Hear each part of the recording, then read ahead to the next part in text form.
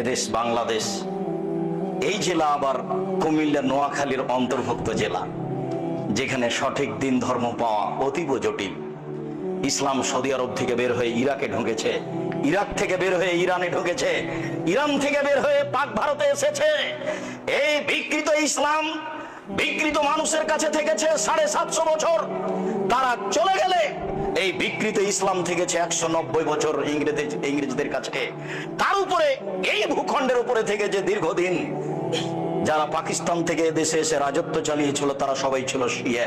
Mister Jinnah শিয়া, mister Liaquat Ali শিয়া, president Ayub শিয়া। তাদের হাতে দিন ধর্ম থেকেছে, ক্ষমতা তাদের হাতে থেকেছে। বিকৃত ইসলামী মানুষের কাছে ইসলাম বলে পরিচয় পেয়েছে, যার কারণে মাঝে মধ্যে আমি বলে থাকি আপনাদের কাছে, সঠিক বলাও যেমন জটিল, সঠিক মানাও তেমন কঠিন। কেন? সঠিক কথাগুলি, বেঠিক কথাগুলি দুটাই আরবিতে লেখা আছে। আরবি বুঝে জাতির সামনে বলাও জটিল। কেননা যখন আপনি সঠিক বুঝেছেন, তখন জাতি তো ধর্ম মনে করছে আর একটা।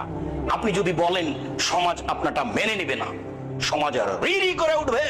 তারা বলবে, এই কেমন আলেম বাপ দাদার ধর্মকে বিকৃত করতে এসেছে। ধর্মের পরিবর্তন মানুষ সহজে মেনে নেয় না, তার নাম আকীদা, তার নাম বিশ্বাস। মুহাম্মদ সাল্লাল্লাহু আলাইহি সাল্লাম আত্মীয় স্বজনের মাঝে বলেছিলেন, বাপ দাদা, আত্মীয় স্বজন, চাচা চাচি, দেশবাসী, খালা ফুফু সবাই জেনেছিল পৃথিবীতে সবচেয়ে ভদ্র, নম্র, সুন্দর মানুষ হচ্ছেন মুহাম্মদ সাল্লাল্লাহু আলাইহি সাল্লাম। তার আত্মীয় স্বজন জানতো পৃথিবীর মাটিতে মুহাম্মদ সাল্লাল্লাহু আলাইহি সাল্লামের মতো ভদ্র মানুষ কেউ জন্ম নেয়নি। আনাস রাদিয়াল্লাহু তাআলা আনহু বলেন, আল্লাহর নবীর বাড়িতে আমি 10 বছর কাজের লোক হিসেবে ছিলাম।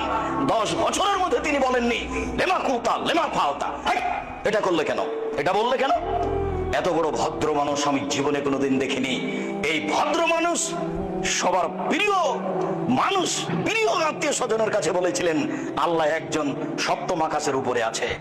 জাতির জনগণের আত্মীয় স্বজনের আল্লাহ ছিল 360 জন। আল্লাহ যদি ছেড়ে দিতে বলেন, তাহলে মানুষ মেনে নেয় কি করে? তাই তো মানুষ বলেছিল, এ কি যেমন তেমন আশ্চর্য, এ কি যেমন তেমন পথ, আল্লাহুস সামাদ। আরে অন্তত কেউ তো 3 জন মাবুদ মানে, এ বলছে 3 জনও নয়, মাত্র একজন সপ্তম আকাশের উপরে থাকে। কেমনে মানা যায়?